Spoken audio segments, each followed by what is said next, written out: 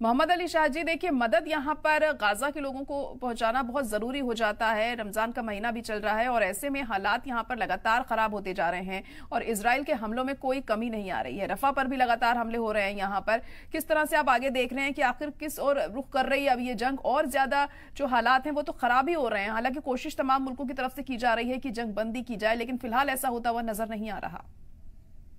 जी जहरा जी, आपका बड़ा अच्छा सवाल है। देखिए, अल शिफा जो अस्पताल है जो गाजा स्ट्रिप में है, जो कि इससे बड़ा अस्पताल है, और यहाँ पर कई मरीजों को अक्सर यहाँ पे अल शिफा बड़ा मशहूर अस्पताल था वहां का।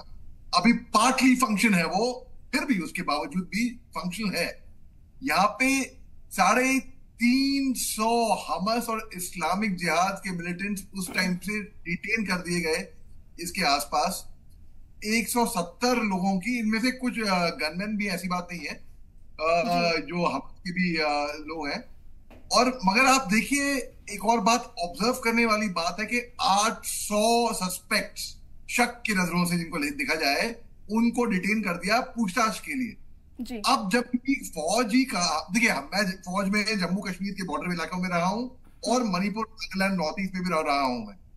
तो दोनों जगहों पे arm forces special power act था। अगर हम किसी को शक पे भी अगर हम डिटेन करते हैं, एक तरीका होता है डिटेन उसको क्वेश्चन करने का। अगर हम मार पिटाई से प्रश्न करेंगे तो जाहिर सी बात है anti army, anti forces sentiments वहां पे होंगे। ठीक उसी तरीके से अगर लोग बोलेंगे कि भाई वहां पे एंटी इजरायली मिलिट्री सेंटिमेंट्स हो रहे हैं, वो इसी वजह से हो रहे हैं। मैं आपको 1973 में ले आना चाहूंगा, जहां पे जूश फेस्टिवल का फर्स्ट डे था और रमजान का 10वां दिन था। तब इजिप्ट और मिस्र और सीरिया ने लीड किया था अरब नेशंस को, और इजराइल पे एक सरप्राइज अटैक कर दिया गया था। तो पूरी सिनाई पेनिनसुला, जो पूरे वहां का जो इलाका था, वो उन्होंने वापस, जो 1967 में इजराइल ने हटाया था, वो वापस इन्होंने रिक्लेम किया था। तब भी उस टाइम पे भी रमजान का 10वां दिन था, रमजान चल रहा था।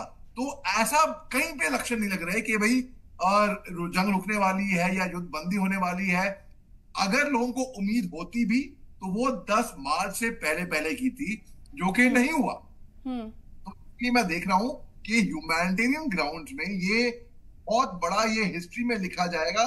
मैं तो गिनती 31,000 जब मैं सुना, उसके बाद से मैंने गिनती ही छोड़ दी थी। वाकई में मैं मजबूर होता हूं मैं, क्योंकि जब मैं टीवी पे बोलना होता है तो आपके मालूम होने चाहिए। तो मगर इतना दुख है, इतना दर्द है, और मैं जो गाजा पट्टी के लोग हैं उनके जज्बों की मैं सलाम करता हूं कि उन्होंने अपने, हमस को नहीं, हमस अलग है, हमस का कोई सपोर्ट नहीं है, लेकिन गाजा वाले लोगों के लिए उनका जो स्पिरिट है, उनका जो मनोबल है, अब तक टूटा नहीं है।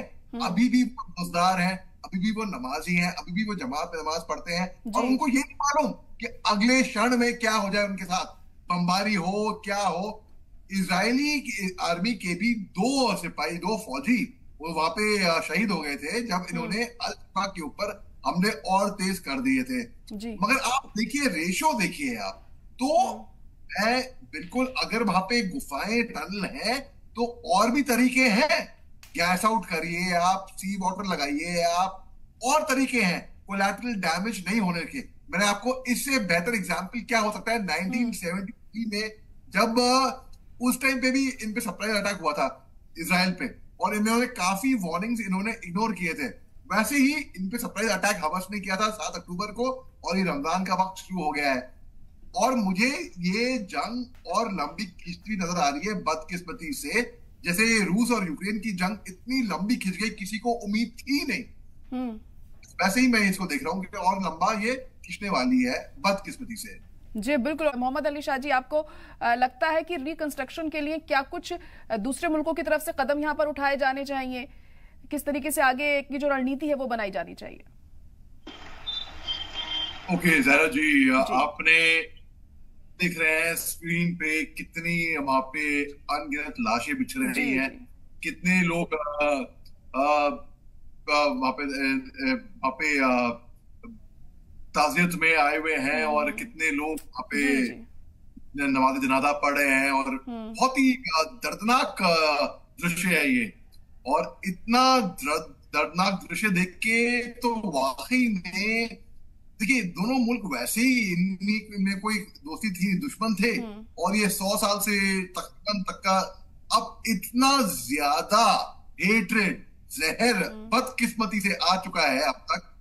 भाई 3 जनरेशन लगते हैं अनुमान तौर पे, 3 जनरेशन। हिंदुस्तान में लोग आज की तारीख तक पार्टीशन का दर्द झेल रहे हैं, जो कि 1947 में हुआ था। तो 3 जनरेशन कम 3 पीढ़ियां लगती है, कितने अनगिनत लाशें बिछ गई हैं। इजराइल के नेतन्याहू साहब मतलब बजर्क मैं बोलूंगा बिल्कुल, और दुनिया खामोश बैठी है, दुनिया चुप बैठी है, कोई कुछ नहीं प्रेशर डाल रहा।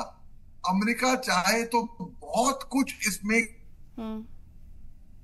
कर सकता था और कर सकता है अभी भी, लेकिन ना।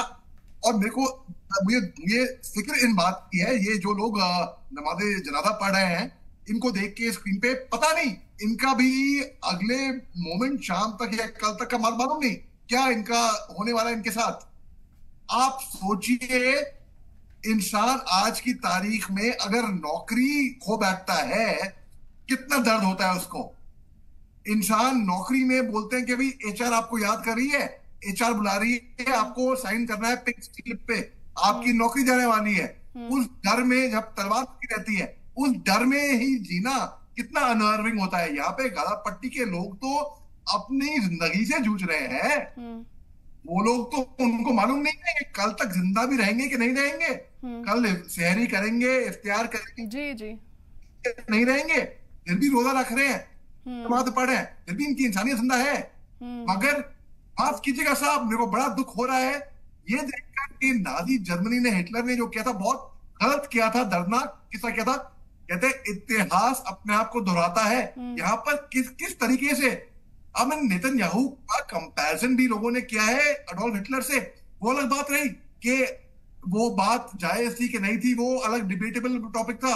लेकिन जिस तरीके से दर्दनाक दृश्य नजर आ रहे हैं, रूस में परसों शाम को टेररिस्ट हमला हुआ, हम सबको दुख है इस बात का। मेरा पहला चीज मेरे दिमाग में, आरटी रशियन टेलीविजन ने मेरा इंटरव्यू लिया, एक्सक्लूसिव इंटरव्यू कल, और उन्होंने बोला कि आपके जहन से पहली चीज क्या गुजरी।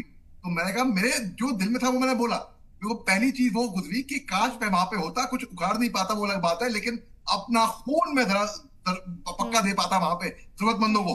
उसी तरीके से यहाँ पे भी कहीं पे भी हो। अब यही चीज मैं कहता, अगर इजराइल में ऐसा होता मैं उनके लिए भी यही कहता। जी जी। क्योंकि इंसानियत जो है वो मजहब से पहले आई थी, वो राष्ट्रवाद से पहले आई थी, बिल्कुल वो सरहद से पहले आई थी। समझना चाहिए जो हालात यहाँ पर बने हुए हैं, इसे नकारा नहीं जा सकता। मोहम्मद अली शाह जी, अगर ऐसा है तो ईरान को लेकर जो दूसरे मुल्क हैं वो कोई अहम कदम यहाँ पर क्यों नहीं उठाते हैं, या फिर उनसे बात करके, अगर ये पता है सबको कि जो तमाम ट्रेनिंग्स होती हैं और जो इन्फ्लुएंस बनाया जाता है ईरान की तरफ से ही होता है दूसरे मुल्कों पर, कि इस तरह से जो हालात हैं वो खराब हो यहाँ पर, तो ईरान को लेकर कोई अहम कदम क्यों नहीं उठाया जाता है? जो मुल्क हैं दूसरे, वो प्रेशराइज क्यों नहीं करते हैं उन्हें? जी, बड़ा अहम सवाल है आपका। देखिए बात ऐसी है कि हमने अभी कुछ टाइम पहले एकता की बात करी कि अगर एकता हो, चाहे OIC organisation of Islamic countries में हो, ऑर्गेनाइजेशन ऑफ इस्लामिक कंट्रीज में हो, चाहे मुल्क में, संस्कृत में कहते हैं वासुदेव कुटुंबकम, जो कि अभी हमने G20, हमने all the world one family, पूरी दुनिया एक परिवार है। ठीक है, यहाँ पर ओआईसी केवल मिडिल ईस्ट, केवल गल्फ की मैं बात कर रहा हूँ, वहीं पे ही हम एकता नहीं देख पा रहे हैं। बल्कि दिन पहले मिस्र में एक ओआईसी की मीटिंग हुई थी, जो कि 2 फेज में हुई थी, क्योंकि वो एक पेज पे नहीं थे, तो एक ही फेज में वो मीटिंग बस निपटा दी टिक मार्क नाम के लिए, कुछ नतीजा वहां से निकल कर नहीं आ पाया। ओआईसी के अगर ये मिलजुट के एकजुट हो जाते तो 10 मार्च से पहले ही एक तरीके का सीज फायर हो जाना चाहिए था। अब उसी को मैं आगे बढ़ाते हुए उस बात को कहूंगा, क्योंकि एकता नहीं है ना, तो ईरान का जो, अगर ईरान जैसे हूती रेबल्स हुए, हूती रेबल्स यमन में भी हैं और ईरान से भी वहां से आते हैं। आप देखिए, हमास ईरान के को काफी सहयोग, ईरान ने काफी सहयोग दिया था हमास का। तो उस तरीके से अगर एकता होनी बहुत जरूरी है। अगर एकता नहीं होगी, एक राष्ट्र एक कोई आवाज लगाएगा, उसी के लिए ही परेशानी बन जाएगी फिर।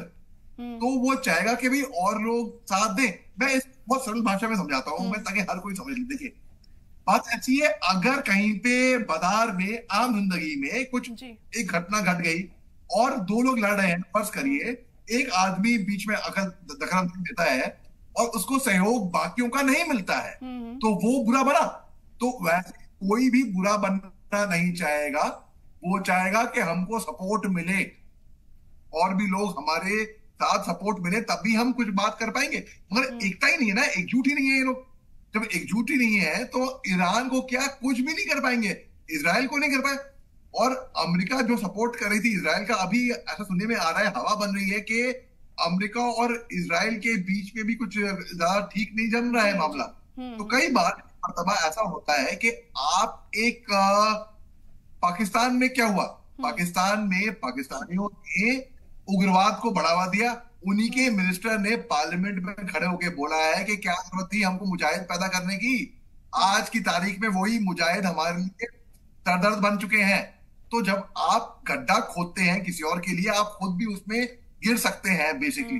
तो अब जब ऐसा है कि इजराइल और अमेरिका की खूब अच्छी जम रही थी, अमेरिका मदद भी कर रहा था, ऐसा क्या हुआ सडनली कि हमने को सुनने में आ रहा है, हवा बन रही है कि हल्का हल्का कुछ अभी वो बात नहीं रही जो पहले पहले की बात थी। क्यों?